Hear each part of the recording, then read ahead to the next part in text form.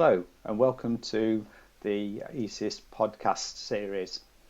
My name's Vincent Baxter. I'm an improvement manager with the Emergency Care Improvement Support Team.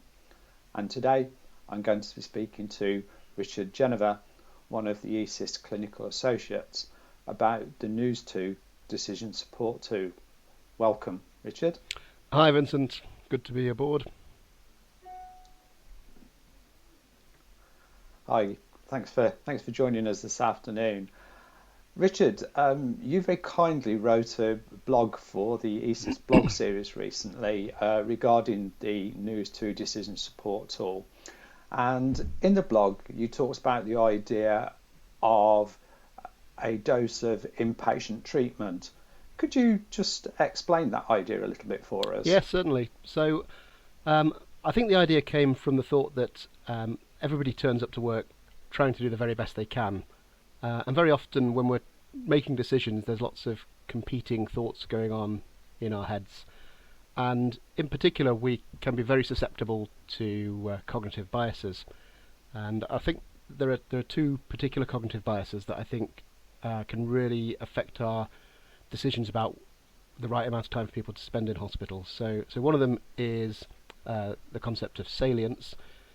So what that means is that things that are more dramatic are a lot easier to picture than things that are perhaps more mundane. And so the sort of thing that I'm thinking about in that situation is somebody going home and something really bad happening to them, getting very sick and maybe needing to come back into hospital or even worse. That's much easier to picture than perhaps somebody who stays in hospital deconditioning a bit as time goes on, and perhaps some point in the future that leading to bad consequences. So that's one of the biases. The other one is something called the availability heuristic, which essentially means that certain key events tend to stick in our heads.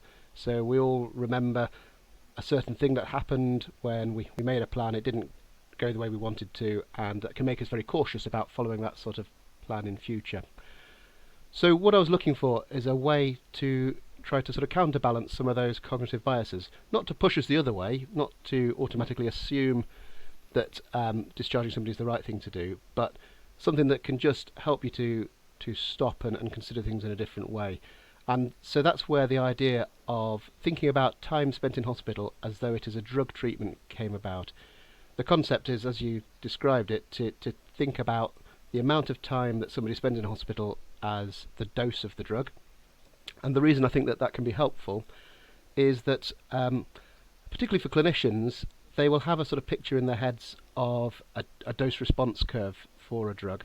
So as a dose increases, you may start to see benefits increasing, but there comes a point where you can keep increasing the drug and the benefits don't actually get any better, but all that time the risks are still there.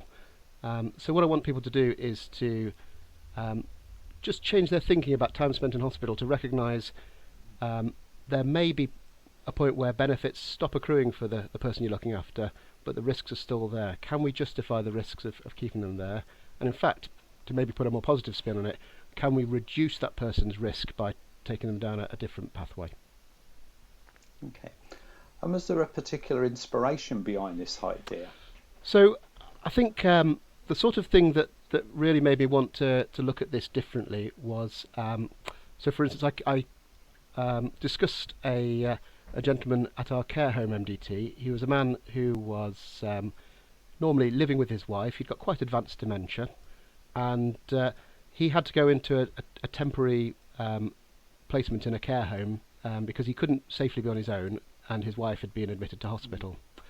And we were talking about this chap because he really was struggling with that adjustment. He didn't understand where he was and why he was there, and actually that was making him quite agitated at times. So I said that I'd try and find out what was happening, because if we had an idea about when his wife would get out of hospital, then we could start planning his needs as well.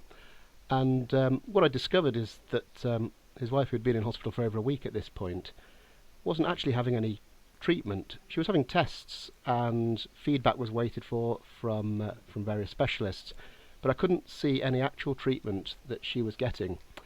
And all this time he was getting more distressed, and my fear was that as time went on, we could even get to a point where he might deteriorate so much that he couldn't actually get back to living with her when she did come out of hospital.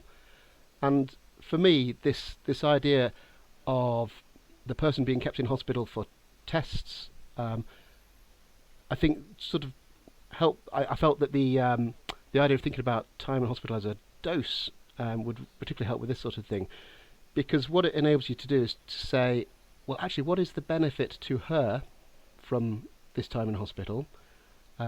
We know that the idea of keeping her there was coming from a good place. It was about people wanting to get her diagnosed and see if that would lead to appropriate treatments. But actually, there was already a harm that was resulting from that, not to her, but to someone else. So it's what I felt is that by developing this idea, it's a way of kind of getting across that harm, that invisible harm, even in a sense to try and perhaps change the way that people would approach a similar situation in future. Okay, great. Thank you. Could you tell me about the news decision support tool and how that fits with the concept that you've just described? Yes, so I've described the idea of having the right dose of inpatient treatment, if you like, but you need a way of trying to identify that. And very often there's lots of information flying around that can make it difficult to work out what that right point is.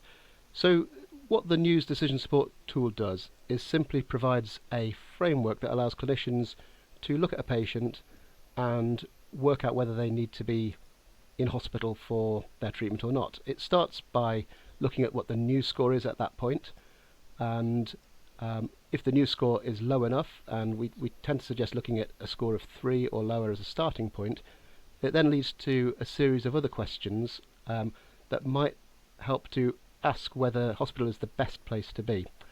I think it's really important to stress that all the tool does is provides a framework to really just ask the questions.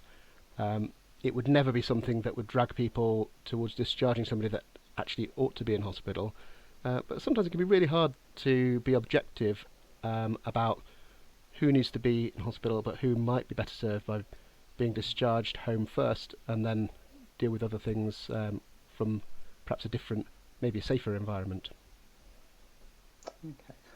And final question, could you describe how you see the idea of an inpatient dose being used in practice? Yes, so I think humans are great storytellers. If you can go back 45,000 years and you can see cave paintings that kind of show that we have always loved to describe what's been happening to us and tell it in a way that others can understand. And this is how I see this concept being used. It's a way of telling stories about people's time in hospital in a way that I hope would potentially change that thought process at huddles, at ward rounds, when trying to work out whether somebody is best served by being in hospital. So I can imagine talking to a group of clinicians. I could picture describing certain scenarios and taking them through that and getting them to work out whether that is the right or wrong dose for that person, and then carry that forward to change how they would approach people in future. Yeah, thank you, Richard. It's been really interesting to listen to that this afternoon, and thank you very much for your time. My pleasure. Thank you.